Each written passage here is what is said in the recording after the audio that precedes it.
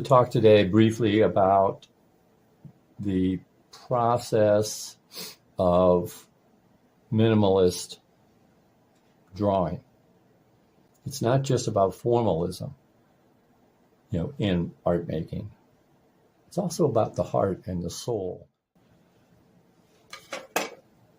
I found a drawing in an old sketch pad.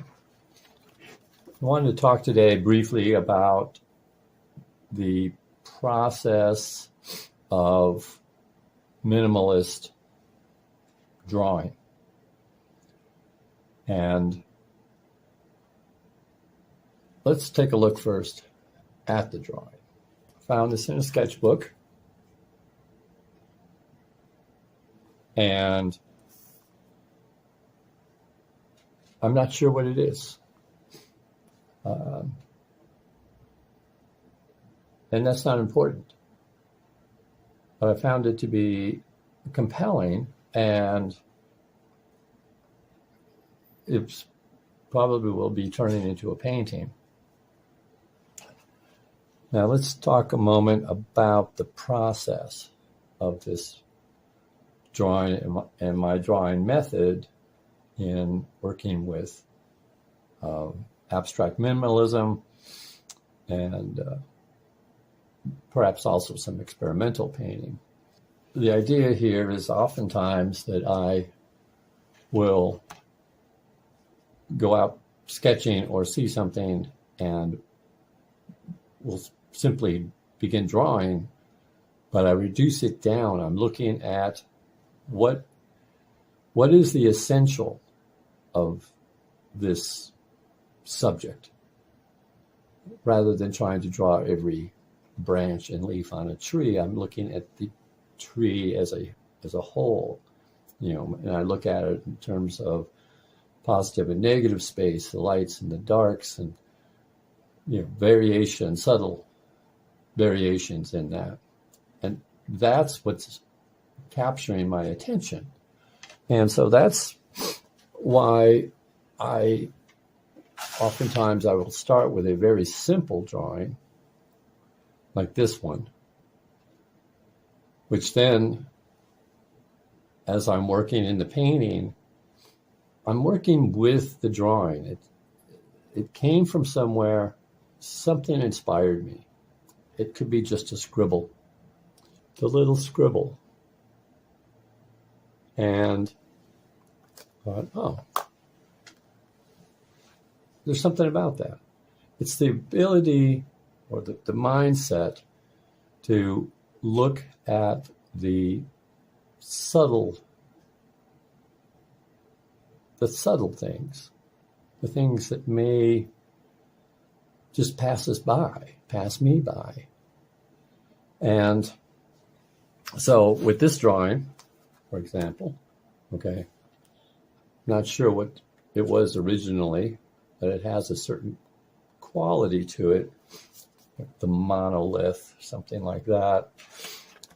And it's like, okay, I'm working with this impression which has been reduced down to its simplicity. And that's the essence of what I describe as, abstract minimalism, and not necessarily the formal minimalism of, like, say, the 1960s or the 1970s, but something which is more intuitive. Okay. So, as I say, this simple drawing can blossom out, but at all times, the idea is to keep the essentials there.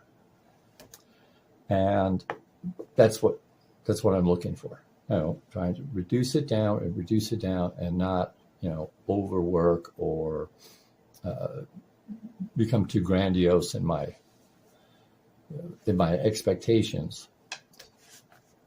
So to finish this little video, I wanted to mention this, okay? very important book. Okay, Wabi-Sabi by Leonard Koren.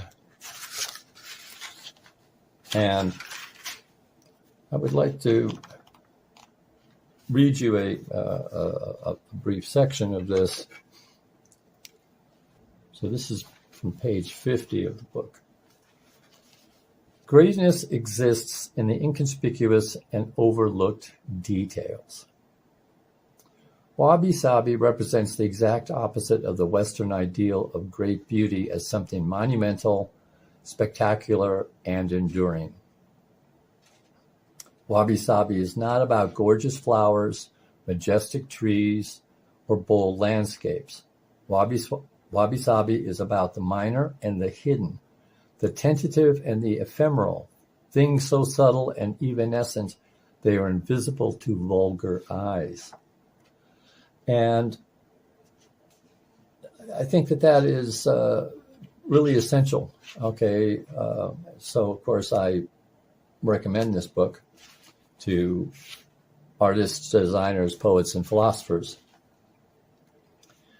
in an effort to say, okay, rather than great elaboration, there is the other, just like that white painting on the easel right there. And there's a lot of contemplation that will go into that work. Right? In some ways, it's already done. It was a couple hours of just working and looking at it. And here you see the result. How much farther do I take it? It's going to take some contemplation. I have ideas. There was original inspiration, which was basically a block of wood. But I liked the texture and the sense of the atmosphere around about this block of wood, which I look at every day and really contemplate, and it stimulates my imagination just by its own substance. So to finish with this, just so you know, as to the history of Wabi-Sabi and where this comes from.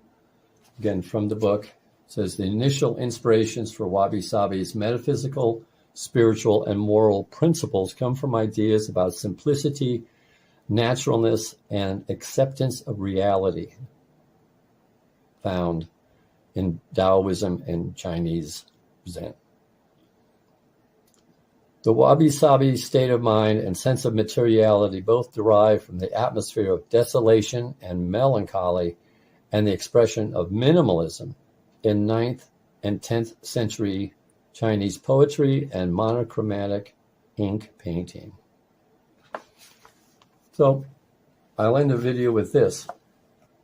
Should one want to reduce down to the essentials, to find the essential, to be sensitive to the essential, this process is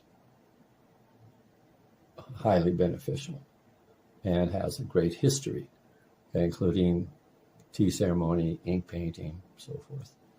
It's not just about formalism, in art making. It's also about the heart and the soul. Ask yourself, what is it about that shining leaf, the last leaf on the tree, perhaps, before winter? And you look at it, and you see its entire life. You see its surface, the glow of the light, the delicate form of the leaf itself. Look for that. It does take time, and it takes contemplation and sensitivity. This is more than just drawing or painting a leaf. You're looking for the substance. You're looking for the essence. So that's all I've got to say for today. I highly recommend the book. Thanks for watching. If you like this video, like, subscribe, share with your artist friends, with your friends who are artists, designers, poets, and philosophers. I think they'll appreciate it. Thanks, and check. And again, in the next video. Thank you for watching.